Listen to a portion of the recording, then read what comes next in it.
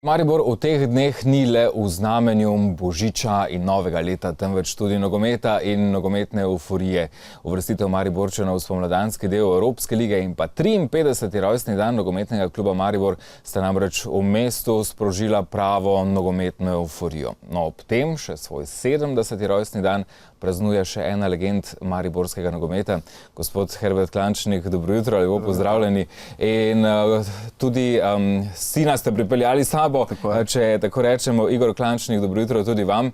Tudi vi niste neznanka, kar se tiče nogometa, pa vendarle bomo najprej vašega očeta nekaj povprašali. Žila.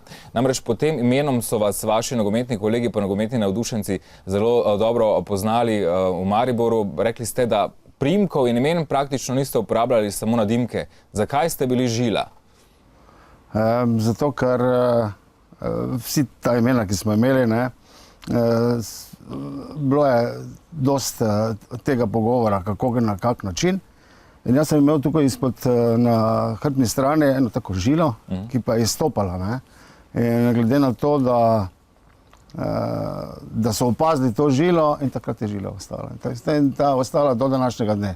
Noben ne reče Herbert Klančnik, kakorkoli Žila. Ste še kar Žila. Ja, tako. Dobro.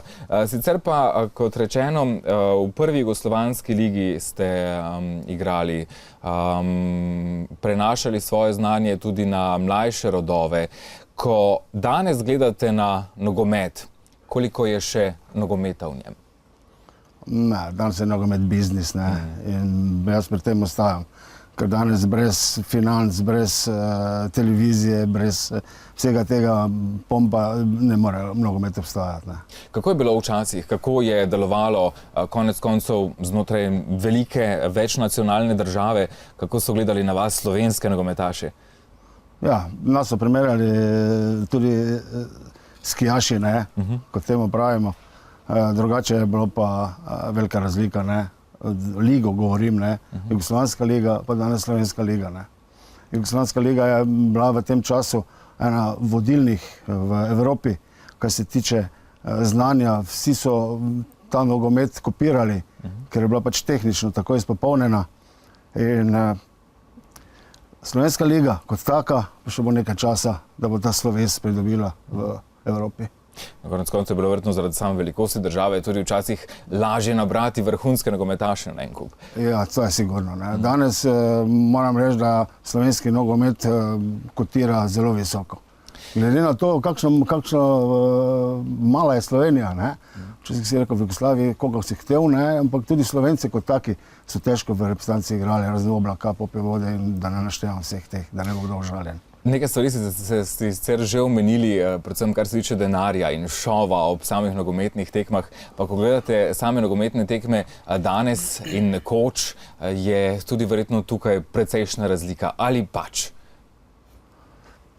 Ne, naprimer v mojih časih, je že cel teden se je pripravljalo, ko je bila pri nas tekma. To ni, to danes vidiš, so tekma na dan tekme, mogoče še nekaj.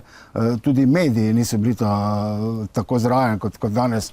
Že to je ta del. Pri nas pa je živel, narod je živel za to tekmo, ki bo. Igraš za Zvezdo v Mariboru, že cel teden se samo o tem govori, ampak ne to, po tekmi.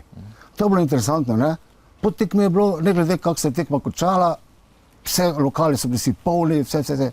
Danes tega ni, Danes je mogoče 2-3 na leto, ko je Maribor igral neko tekmo dobro, potem je to euforija, Euforija je bila pa najbolj takrat, ko je Olimpija igrala, In se pač premagal. Danes pač vesel, da tudi Ljubljančani se pogovarjajo o Mariboru. Tako, in konec koncev tudi navijači so del nogometa, brez njega pravega vzdušja. Tudi na samem stadionu ne bi bilo, pravijo, da so 12. igralec.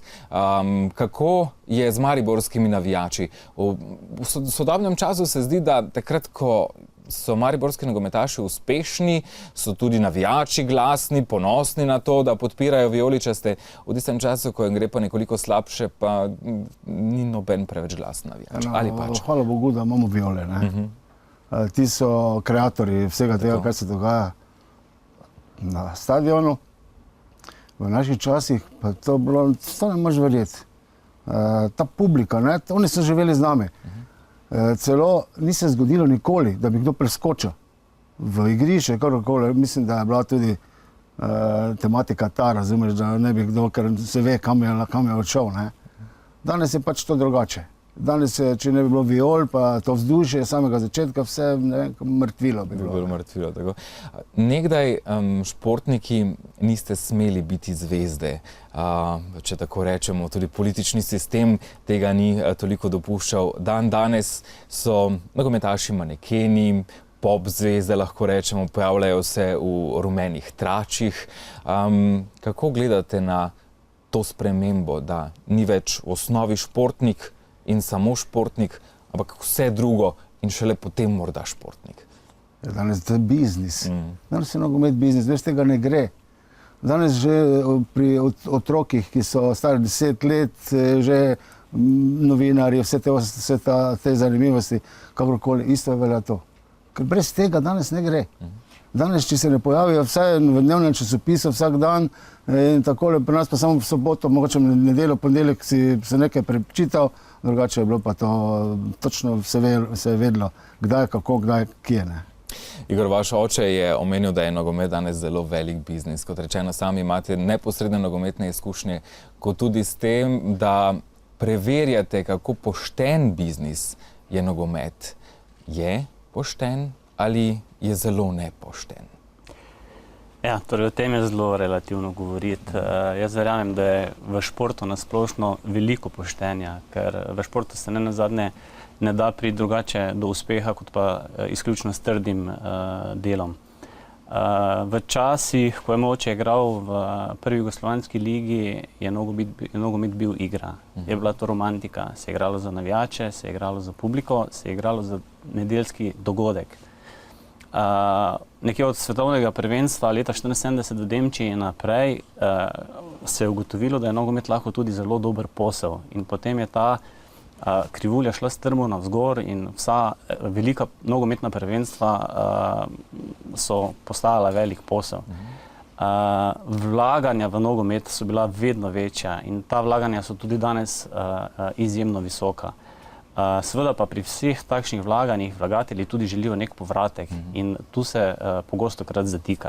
Pa je treba zelo dihati za ovratnik vsem vpletenim, recimo v ozadje same nogometne tekme in nogometnega spektakla. Torej, Svetovna nogometna zveza si tu zelo prizadeva, da bi v prihodnje regulirala tudi te zadeve na področju, predvsem na področju preventive, da do takšnih nepravilnosti, nečednosti ne bi prihajalo. Dejstvo pa je, da ključni problem danes predstavljajo nelegalne stavnice. Včasih so to bila manjša podkupovanja sodnikov ali prodaja kakšne tekme. Danes z temi visokimi in velikimi vložki investitorjev v klube so pa to nelegalne stavnice. In te predstavljajo ključni problem in na tem področju se tudi intenzivno dela, da bi se vse te nečednosti zmanjšale, kolikor se pač da. Kako vi gledate na primer na to, ko slišite, ne vem, dogovorjena tekma, dogovorjeni zid, podkupovanje športnikov, podkupovanje sodnikov? Je to zelo daleč stran od vašega časa, ko se je vendarle šlo recimo za fair play? Verjetno so se tudi v naših časih dogajale te stvari, ne? Tako da dvomim, da ni bilo v takem... Zagovorilo se ni. Zagovorilo se ni, tako je. Govorilo se ni o tem, ni se smelo govoriti o tem. Ne? Svoje izkušnje, kot rečeno, ste prenašali tudi na mlajše.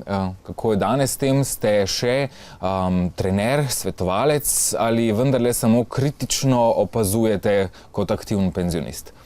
Ne.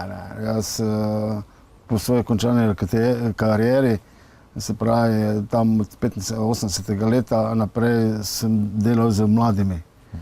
Ne samo z mladimi, ampak celo v prvem moštvu Maribora smo bila z Horekom, sem bil pomočnik, potem na končane kariere sem šel, ampak med tem časom se praktično v Ljudskem vrtu sem doživel 60 let. Zato, ker sem bil star 10 let, ko sem prišel v Ljudski vrt. Uspešno še na mnoga leta, lepo in prijetno praznovanje, naj vam ne zmanjka energije, pa se kaj hitro znova srečamo, vsekakor bo kakšna obletnica ali pa uspeh mariborskega nogometa in takrat znova kakšno rečemo. Hvala lepa in uspešno tudi vam pri boju proti korupciji in takšnim in drugačnim načetnostim, s katerimi se tudi ukvarjate, oziroma s preprečevanjem le-te, da ne bomo kdo kaj narobe razumel.